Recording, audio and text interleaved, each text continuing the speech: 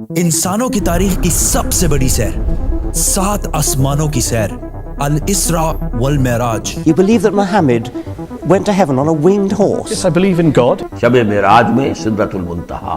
ये इतना अजीम सफर मक्का में रसूलुल्लाह सल्लल्लाहु अलैहि वसल्लम की जिंदगी के सबसे मुश्किल और सख्त टाइम में हुआ। पहले आप सल्लल्लाहु अलैहि वसल्लम का बाइकआउट किया गया, फिर आप सल्लल्लाहु अलैहि वसल्लम के दिल के सबसे करीब लोग हजरत अबू तालिब और हजरत खदीजा रज़ियल्लाहु ताला अन्हा की वफात, फिर ताइफ में आप सल्लल्लाहु अलैहि वसल्लम को इतने पत्थरों से मारा गया कि जूते खून से भर गए। एंड टू टॉप दैट, मक्का में आप सल्लल्लाहु अलैहि वसल्लम की सिटीजनशिप भी खत्म कर दी गई।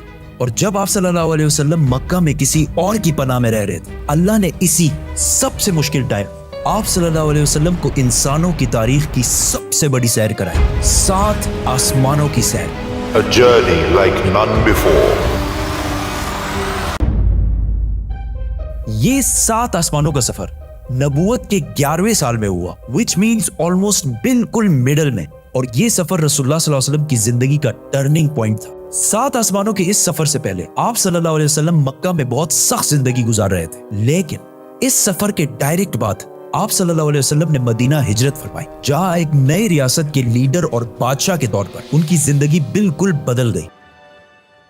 एक दिन मक्का में आधी रात को जिब्राईल अलैहिस्सलाम आप सल्लल्लाहु अलैहि वसल्लम को बुराक पर मक्का से जेरूसलम बैतुल मुक़द्दस की तरफ ले गए।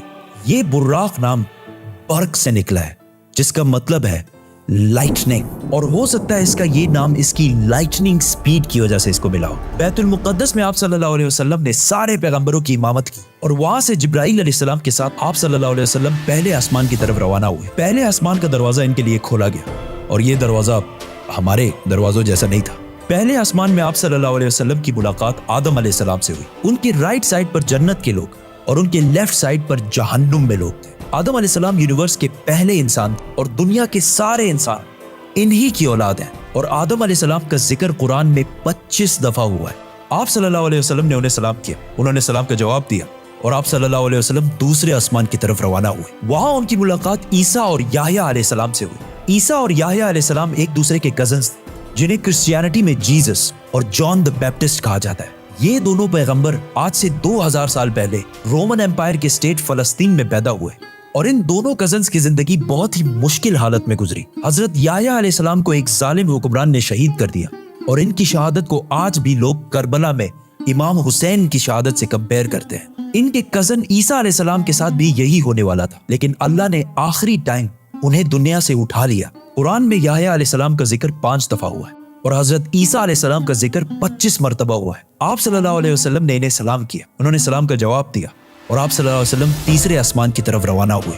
वहां उनकी मुलाकात यूसुफ अलैहिस्सलाम से हुई। यूसुफ अलैहिस्सलाम आज से ऑलमोस्ट 3600 साल पहले फलस्तीन में पैदा हुए, एंड वी ऑल नो कि कैसे वो वहां से इजिप्ट, जो उस जमाने का सुपर पावर था, उसके वाइस रॉय मतलब बादशाह के बाद सबसे ताकतवर वजीर बने। ये ऐसे था कि आज कोई यूके का प्राइम मिनिस्टर बने।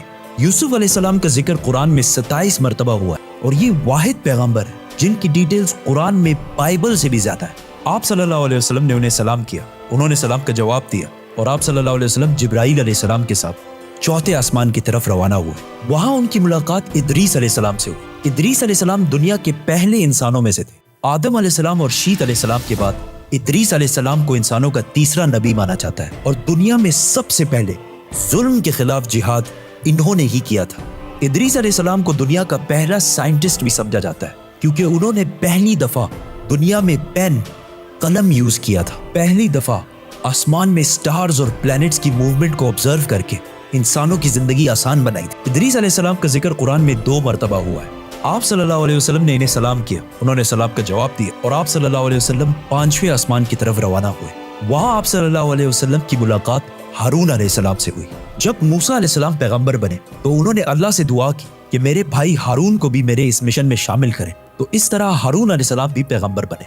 मूसा अलैहिस्सलाम ने हारून अलैहिस्सलाम को सिर्फ इसलिए चूज नहीं किया कि वो उनके भाई थे, बल्कि इसलिए क्योंकि हारून अलैहिस्सलाम बनी इसराइल के सबसे बड़े स्कॉलर्स में से थे। मूसा अलैहिस्सलाम बचपन से फिरौन के घर में पले बड़े थे, जिसकी वजह से उन्हें बनी इसराइल की किताबों और स्क्रिप्चर्स का इतना इल्म नहीं था। तो उन्हें एक ऐसे शख्स की जरूरत थी जिसके पास इन सारी चीजों का इल्म हो, और वो थे हारून अलैहिस्सलाम। और आज तक यहूदियों में سب سے زیادہ اسکالرز ہارون علیہ السلام کی اولاد میں سے ہیں، جس کی وجہ سے ہارون علیہ السلام کی اولاد کو یہودیوں میں ایک اسپیشل سٹیٹس حاصل ہے، جس طرح اسلام میں سیدوں کو حاصل ہے۔ ہارون علیہ السلام کا ذکر قرآن میں 20 مرتبہ ہوا ہے۔ آپ صلی اللہ علیہ وسلم نے انہیں سلام کیا، انہوں نے سلام کا جواب دیا اور آپ صلی اللہ علیہ وسلم چھٹے آسمان کی طرف روانہ ہوئے۔ وہاں آپ صلی اللہ علیہ وسلم کی ملاقات ایک ایسے پیغمبر سے ہوئی جن کا ذکر قرآن میں سب سے زیادہ کیا گیا ہے، 136 ٹائمز، کیونکہ موسیٰ علیہ السلام کی سٹوری کو آج تک دنیا کی سب سے زیادہ انٹرسٹنگ اور آؤٹ اسٹینڈنگ سٹوری سمجھا جاتا ہے، اور آج بھی بکس، کامکس اور ایون ہالی ووڈ کی سب سے بڑی فلمز موسیٰ علیہ السلام کی سٹوری سے کہیں نہ کہیں انسپائرڈ ہوتی ہیں، جیسے کہ Superman, Harry Potter and many others. یہ سارے سٹوریز بلینز آف ڈالرز کما چکے ہیں۔ And I was like, come on, this is Musa alayhi salam's story. ہوا ایسے کہ جب یوسف علیہ السلام مصر کے پرائم منسٹر بنے تو انہوں نے اپنے 11 بھائیوں کو بھی ایجپٹ میں آباد کیا، اور کافی جنریشنز تک وہ ادھر ہی رہے، اور آہستہ آہستہ وہ ایجپٹ کے سب سے اسٹرانگ اور رچ کمیونٹی بنے ایز یوزول۔ لیکن یہ دیکھ کر مصر کے لوگ ان سے ڈرنے لگے اور انہوں نے بنی اسرائیل پر ظلم کرنا شروع کیا، اور آخر سارے یہودیوں کو غلام بنا دیا، اور بنی اسرائیل مصر والوں کے 400 سال تک غلام رہے، جس میں انہوں نے ان پر بہت ظلم کیے۔ آخر 400 سال بعد موسیٰ علیہ السلام کے ذریعے اللہ نے بنی اسرائیل کو فرعون کی غلامی سے نکال دیا۔ وہاں سے آپ صلی اللہ علیہ وسلم 7ویں اور آخری آسمان پہنچے، جہاں ان کی ملاقات ان کی great great great grand father سے ہوئی، حضرت ابراہیم علیہ السلام۔ پچھلے ہزاروں سال سے دنیا کے سب سے بڑے ریلیجنز ابراہیمک ریلیجنز رہے ہیں، اور آج بھی دنیا کی 60% آبادی انہی ابراہیمک ریلیجنز کو فالو کرتی ہے، اور ہر دن 5 وقت کی نمازوں میں مسلمان ابراہیم علیہ السلام کے لیے اسپیشل دعا کرتے ہیں۔ اس کے بعد آپ صلی اللہ علیہ وسلم سدرۃ المنتہا کے پاس پہنچے۔ وہاں آپ صلی اللہ علیہ وسلم کو بیت المعمور دکھایا گیا، جس کا ہر دن 70,000 نئے فرشتے طواف کرتے ہیں۔ سدرۃ المنتہا آخری باؤنڈری ہے، وہ آخری حد ہے، مخلوق کوئی اس سے آگے نہیں جا سکتی۔ لیکن رسول اللہ صلی اللہ علیہ وسلم کو اجازت تھی، اسی لیے وہ جبرائیل علیہ السلام کو چھوڑ کر اکیلے آگے بڑھے اور اللہ کے دربار میں حاضر ہوئے۔ آپ صلی اللہ علیہ وسلم سے بعد میں صحابہ نے پوچھا کہ کیا آپ نے اندر اللہ کو دیکھا؟ تو آپ صلی اللہ علیہ وسلم نے کہا کہ میں کیسے دیکھتا، وہاں نور، لائٹ کا پردہ تھا۔ یہاں اس اتنے عظیم سفر کا اصلی مقصد ظاہر ہوا۔ یہاں اسلام کا سب سے بڑا حکم مسلمانوں پر فرض ہوا، نماز، جو پچھلے 1400 سال سے پورے دنیا کے کونے کونے میں ادا ہو رہی ہے۔ اس سے پہلے نماز فرض نہیں ہوئی کیونکہ مکہ میں مسجد بنانا امپاسبل تھا، لیکن آسمانوں کے اس سفر کے بعد مسلمانوں نے مدینہ کی طرف ہجرت کی اور وہاں اسلام کی پہلی مسجد بنائی، اور اسی نماز کی وجہ سے مدینہ میں ایک ایسی ڈسپلنڈ اور مضبوط کمیونٹی بنی جس نے آگے جا کے کچھ ہی سالوں میں رومن اور پرشین ایمپائر، 2 بڑی سپر پاورز کو فتح کر لیا۔ اس وقت آپ صلی اللہ علیہ وسلم پر 50 نمازیں فرض ہوئی۔ جیسے ہی آپ صلی اللہ علیہ وسلم وہاں سے روانہ ہوئے، ان کی ملاقات موسیٰ علیہ السلام سے ہوئی۔ موسیٰ علیہ السلام نے ان سے کہا کہ آپ کی امت 50 نمازیں کبھی بھی ادا نہیں کر سکتی، تو آپ اللہ کے دربار میں واپس جائیں اور ان سے اسے کم کرنے کی ریکویسٹ کر۔ صحیح بخاری میں ہے کہ رسول اللہ صلی اللہ علیہ وسلم واپس گئے اور اللہ سے ریکویسٹ کی، جس پر اللہ نے نمازیں 50 سے کم کر کے 40 کر دی۔ آپ صلی اللہ علیہ وسلم واپس موسیٰ علیہ السلام کے پاس گئے تو انہوں نے کہا کہ 40 بھی امپاسبل ہے، واپس جا کر اللہ سے ریکویسٹ کریں کہ وہ 40 سے بھی کم کریں، اور اس طرح تھوڑا آنا جانا چلتا رہا اور آخر نمازیں 5 پر فکس ہوئی۔ لیکن موسیٰ علیہ السلام نے پھر آپ صلی اللہ علیہ وسلم کو کہا کہ آپ کی امت 5 نمازیں بھی دن میں ادا نہیں کر سکتی، لیکن آپ صلی اللہ علیہ وسلم نے کہا کہ اس کے بعد اللہ سے نمازیں اور کم کرنے میں مجھے شرم آتی ہے، میں 5 نمازوں پر راضی ہوں۔ آپ صلی اللہ علیہ وسلم کو اس سفر میں جنت، دوزخ اور گنہگار لوگوں کی سزائیں سب دکھائی گئی۔ آخر آپ صلی اللہ علیہ وسلم جروسلم واپس بیت المقدس پہنچے اور وہاں سے واپس مکہ کی طرف روانہ ہوئے۔ راستے میں انہیں ایک قافلہ دیکھا جن کا ایک اونٹ ان سے بھاگ گیا تھا۔ جیسے ہی آپ صلی اللہ علیہ وسلم واپس مکہ پہنچے تو مکہ والے سارے سو رہے تھے، which means یہ سارا کچھ آپ صلی اللہ علیہ وسلم نے ایک ہی رات میں کیا تھا۔ اب یہ کیسے پاسبل ہے؟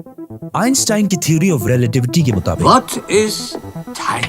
Time is not absolute, Time is not absolute. جس کا مطلب ہے کہ اگر ایک شخص تیز موو ہو رہا ہے اور دوسرا اپنی جگہ پر کھڑا ہے تو یہ دونوں ٹائم کو بالکل ڈیفرنٹ محسوس کریں گے، اور اگر کوئی لائٹ کے سپیڈ کے قریب ٹریول کرے تو اس کے لیے ٹائم بہت ہی سلولی پاس ہوگا۔ And as we know، Buraq کا نام ہی اس کی لائٹننگ سپیڈ کی وجہ سے رکھا گیا ہے، اسی لیے آپ صلی اللہ علیہ وسلم کے لیے یہ رات بہت لمبی تھی، और बाकी सारों के लिए ये एक नॉर्मल रात थी। जैसे ही आप सल्लल्लाहु अलैहि वसल्लम मक्का वापस पहुंचे, उनको पता था कि अगर वो ये सारी बातें मक्का वालों को बताएंगे तो मक्का वाले उनका बहुत मजाक उड़ाएंगे।